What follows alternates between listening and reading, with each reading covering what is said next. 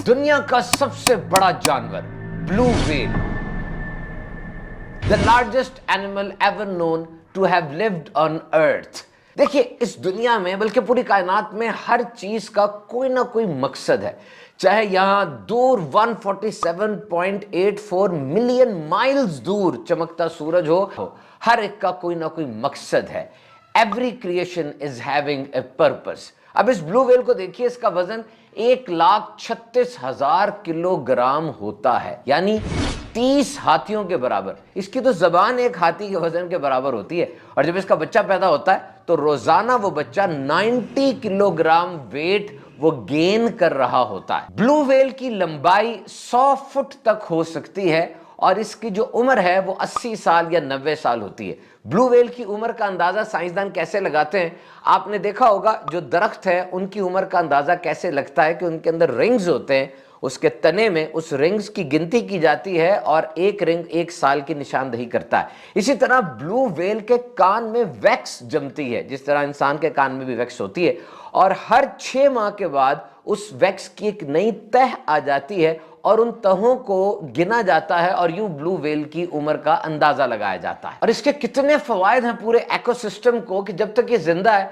It sequester a huge amount of carbon from the environment and is responsible for the health of the ocean. ये हवा से carbon को ले लेती है, और इस तरह जो समुंदर है उसकी सेहत में, उसकी हेल्थ में बड़ा मुबिद मुआविन किरदार अदा करती है। व्हेल मछली रोजाना 18,000 किलो खुराक खाती है, और इसका ये खाना समुंदर की आबादी को भी कंट्रोल में रखता है। और जब ये व्हेल मछली मूव करती है एक जगह से दूसरी जगह पर, तो इसकी मूवमेंट इतनी तेज होती है, उसे व्हेल कन्वेयर बेल्ट या व्हेल जंप कहा जाता है कि इसकी मूवमेंट से समुंदर की तह में मौजूद मिनरल्स और दीगर चीजें हिल जाती हैं, जो कि समुंदर की जरखेजी का सबब बनती है। वैसे तो व्हेल मछली के शिकार पर बहुत से मुल्कों में पाबंदी है, लेकिन इसका गोश्त भी बहुत मजेदार होता है।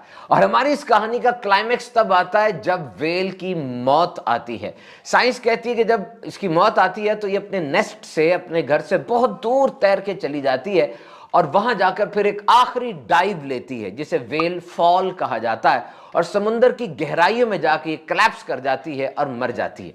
सबसे पहले व्हेल मछली के मुर्दा जिस्म को खाने के लिए शार्क मछली और ईल फिश आते हैं। ये ईल फिश वो मछली है जिसमें बिजली निकलती है। जब भी इससे शिकार करना हो या इसको कोई थ्रेट हो एनवायरनमेंट से, इसके जिस्म से 800 वोल्ट तक बिजली निकलती है। ये व्हेल मछली को खा जाते हैं, और उसके बाद फिर टाइनी वॉर्म्स आते हैं, छोटे छोटे बैक्टीरिया, पैरासाइट्स, जो व्हेल के साथ चिमट जाते हैं और बाकी जो कुछ बचा उसको खाना शुरू कर देते हैं। और उसके बाद अब ज़ॉम्बी वॉर्म्स आते हैं। ये वो जरासीम हैं जो कि हड्डियां खाते हैं, और आके ये व्हेल मछली के उस ढांचे के ऊपर फैट्स और प्रोटीन्स को तहलील कर देते हैं। और फिर सिम्बायोटिक वॉर्म्स आते हैं। सिम्बायोटिक वॉर्म्स ये वो कीड़े हैं जो अकेले नहीं बल्कि दीगर जानदारों के साथ मिलकर उस मछली के ऊपर काम करते हैं। सारा ढांचा व्हेल मछली का मेल्ट होकर समुंदर की तह में चला जाता है, जो कि समुंदर की जरखेजी का सबब बनता है। और ये सारा अमल जो मैंने आपको बताया मौत के बाद का, ये 100 साल में तकरीबन मुकम्मल होता है।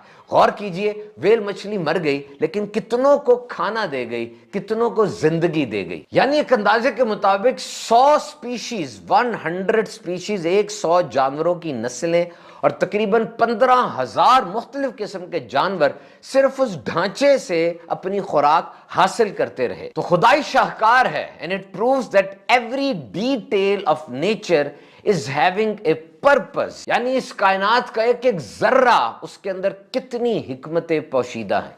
तो ऐ गाफिल इंसान, तो भी जाग जा और समझने की कोशिश कर कि दुनिया में तकरीबन 85 लाख मुख्तलिफ किस्म के जो जानवर हैं, और 4 लाख से ज्यादा प्लांट्स की, पौधों की जो स्पीशीज हैं, ये सब की सब दर हकीकत तुझे सर्व करने के लिए हैं, तेरी खिदमत करने के लिए है। सूरज अपनी रोशनी से खुद फायदा नहीं उठाता, दरख्त भी अपना फल खुद नहीं खाते, समुंदर भी अपना पानी खुद नहीं पीता। ये सब के सब इंसान को सर्व करने के लिए हैं। तो ए इंसान, ये तो सोच कि आखिर तेरी तख्लीक का मकसद क्या है। खालिक कायनात ने फरमाया, और मैंने जिन और इंसान इसलिए बनाए कि मेरी इबादत करें। नमाज, रोजा, हज, ज़कात, ये तो बुनियादी पिलर्स हैं, सतून हैं। اس کے علاوہ جو بھی کام ہم نے کرنے ہیں، کمپیوٹر والے نے لیپ ٹاپ کے پیچھے بیٹھنا ہے، انجینئر نے پروجیکٹ پہ کام کرنا ہے، ڈاکٹر نے نسخہ لکھنا ہے، صحافی صحافت کریں گے، وکیل وکالت کریں گے، جس قسم کا جو بھی کام آپ کر رہے ہیں اس انداز سے کرنا ہے کہ اللہ راضی ہو جائے، اسلام کے اصولوں کو سمجھ کر ان باؤنڈریز کا خیال رکھتے ہوئے، حد درجہ خیال رکھتے ہوئے اس کام کو پرفارم کرنا ہے۔ تو تاجر لین دین کرے یا پھر گھر دار خاتون وہ برتن دھوئے، اس مقصد کو ضرور یاد رکھے کہ میں اس دنیا میں آیا تو اس لیے آیا کہ میں اپنے اللہ کو راضی کروں، اپنے اللہ کی عبادت کروں۔ اللہ تعالی ہمیں اپنا مقصد پہچان لینے کی توفیق عطا فرمائے۔